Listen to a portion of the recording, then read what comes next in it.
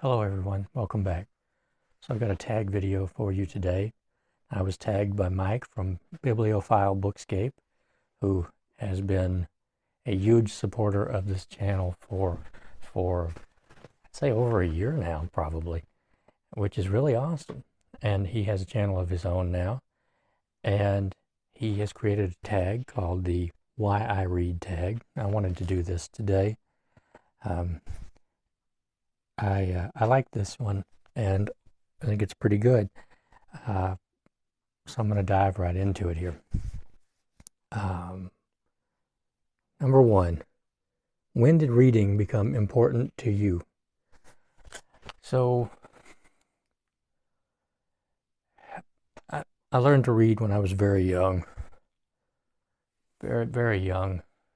I wasn't a great reader, but I learned to read when I was about 4, somewhere in there. And I mean, it had to progress, of course. I mean, I didn't leap into textbooks immediately, but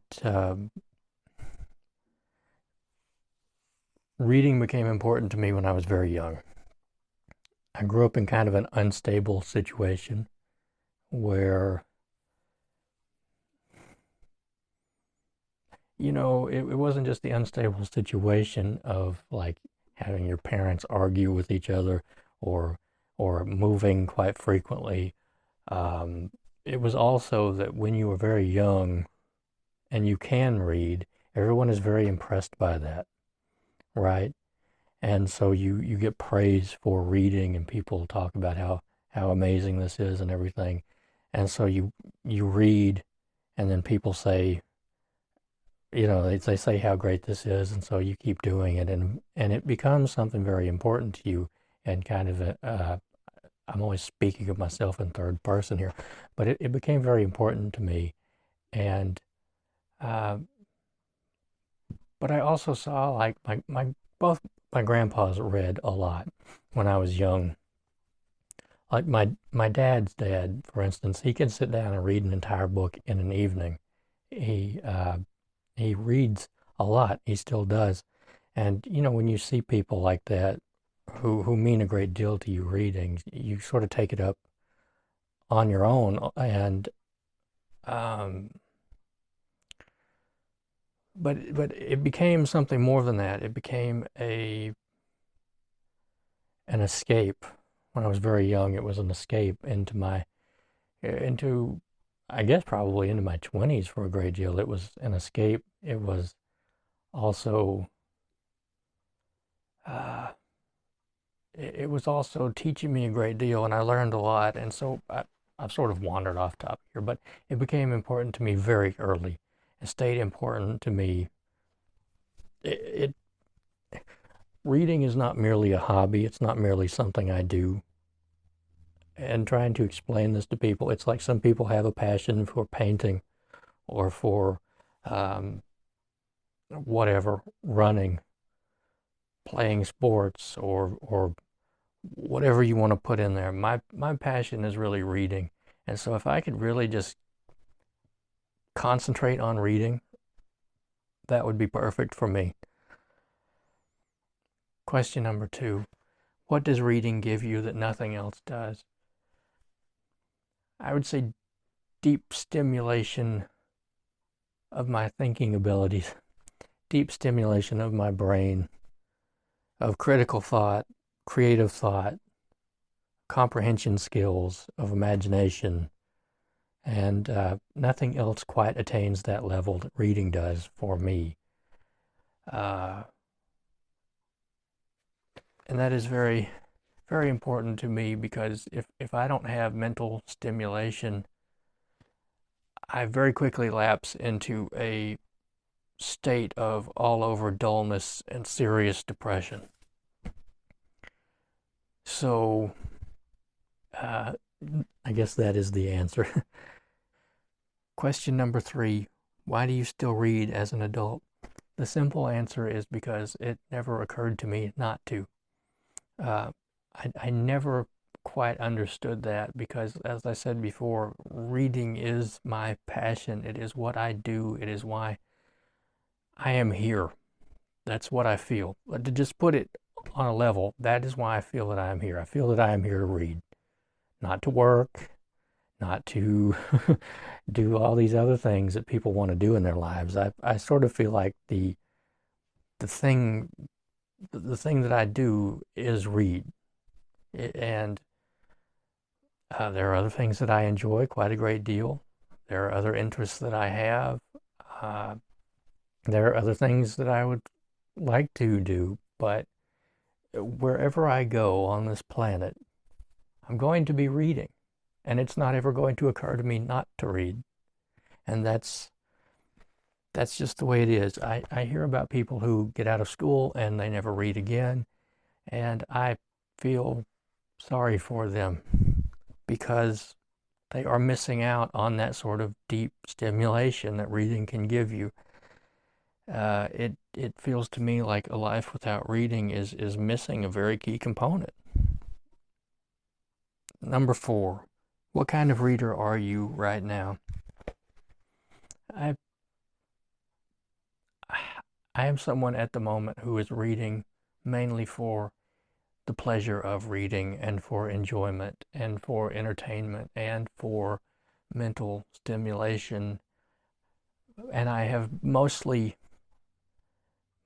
given up all the sorts of reading that one does for egotistical purposes. I don't read books to impress people anymore, which is something I probably did when I was in my teens. And I read because I read.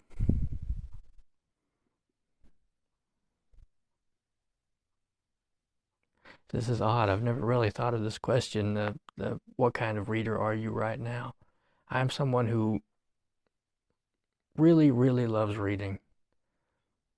And I read because I read. I read. What kind of you can tell that I'm struggling with this question. What kind of reader are you right now? I am the reader who reads because reading is so ingrained in my life that I cannot imagine not being able to read.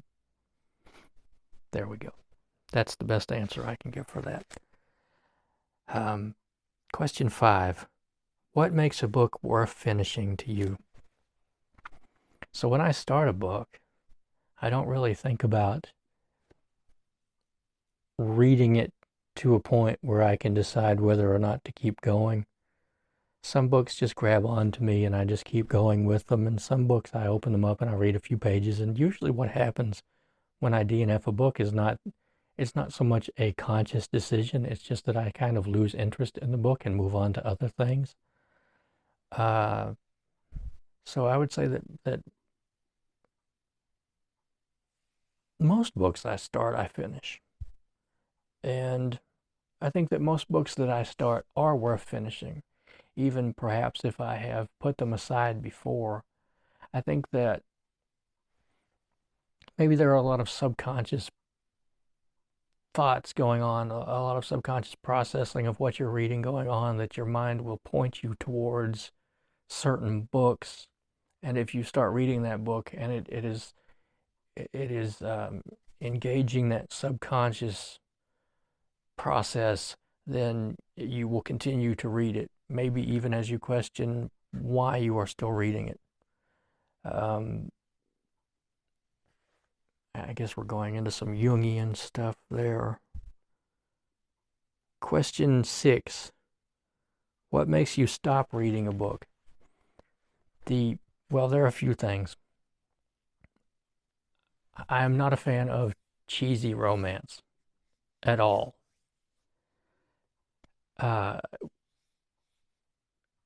If it is done well, I don't even notice it. But if it is done poorly, it just grates on my nerves. And sometimes I can stand it, and sometimes I can't. I would say that I do not like extreme horror. I don't like splatterpunk at all. I could do without that.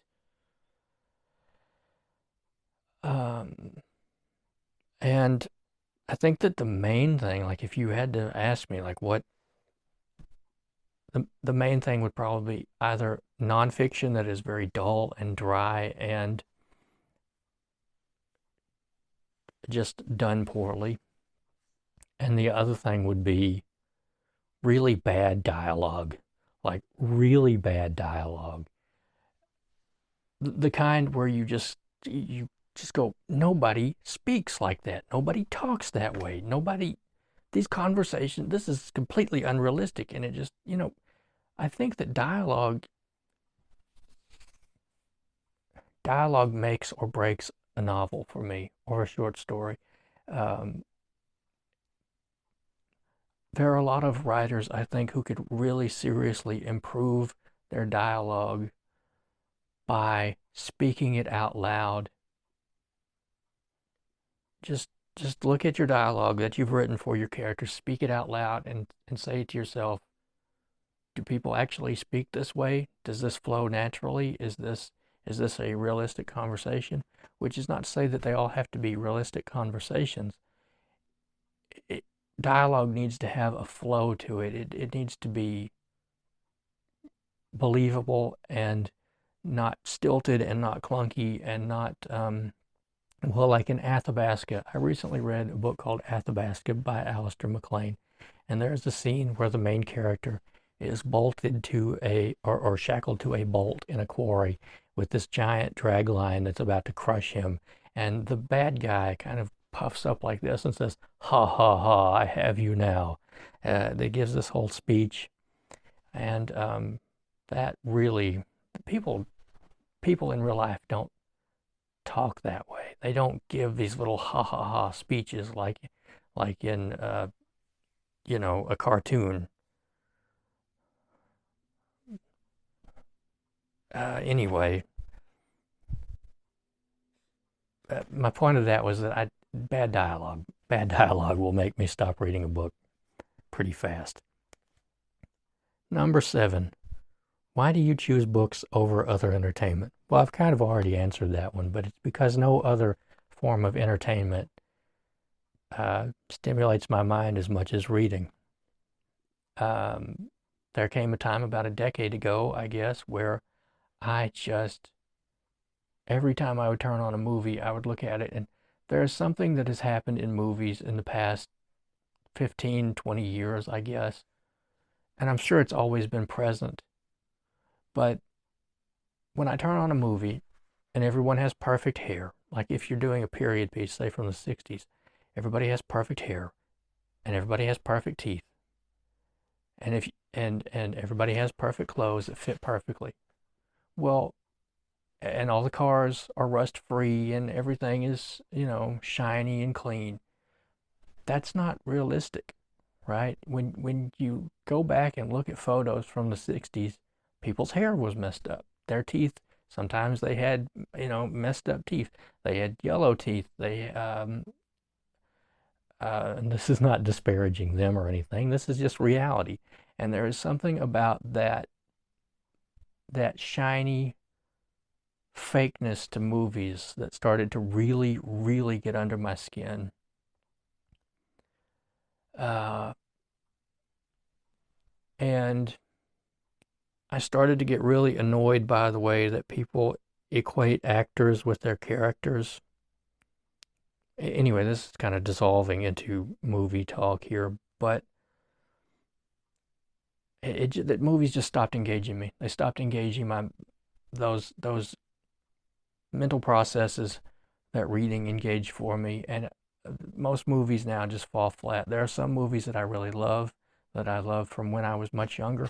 I can turn them on and watch them now and still enjoy them. But after a certain point, newer movies and newer television shows just lost all interest for me. And I really gave up video games for a simple reason, which was that my Xbox broke and I just never bothered to replace it. And now I cannot imagine spending the same amount of time with video games that I used to. Although, I always loved Fallout. I loved Silent Hill and Resident Evil. I loved Animal Crossing. Animal Crossing on the I'm not sure what it was. I borrowed it from my stepdad and my mom. It's like a Nintendo, like a big. I have no idea what it was. This I played Animal Crossing when I was young too on the GameCube, but just just having this thing running around and like pulling weeds and arranging your furniture in this little house and planting things like that, that helped me out of a serious depression. So I'm not against video games. I just personally can't see spending as much time as I used to with them. Even though I do miss playing Fallout. I do miss playing Silent Hill. Uh, Question 8. What themes keep pulling you back? So here's the thing about me and themes. I don't think that way, really, right? Like, I know people will talk about themes in books and symbolism in books, and um, despite the fact that I read a huge amount of like Jungian theory and like not just written by Jung but by other Jungians, I on my own am just completely oblivious to themes and symbols. I keep looking over there because my lens is usually over there, but now it's over here. So I apologize for that. Uh, so I just don't have a grasp of theme, and unless it's pointed out to me, I just don't see it. There have been a few times where I've gone, "Oh, there's a theme there," or "There's a symbol there," but it's not something that I am usually aware of. So I would say though that, if you had to look at it, I guess you could say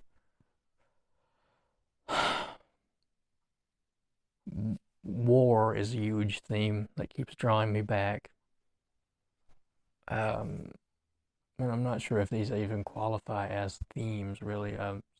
I read a lot of submarine novels because when I was young, one of the things I wanted to be was a submarine captain.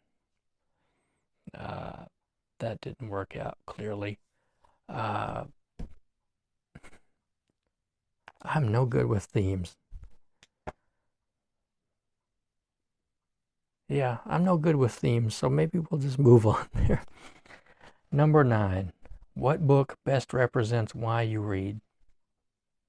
So this is going to seem like a strange choice at first, but I went with uh, Scary Stories to Tell in the Dark by Alvin Schwartz and illustrated by Stephen Gamel.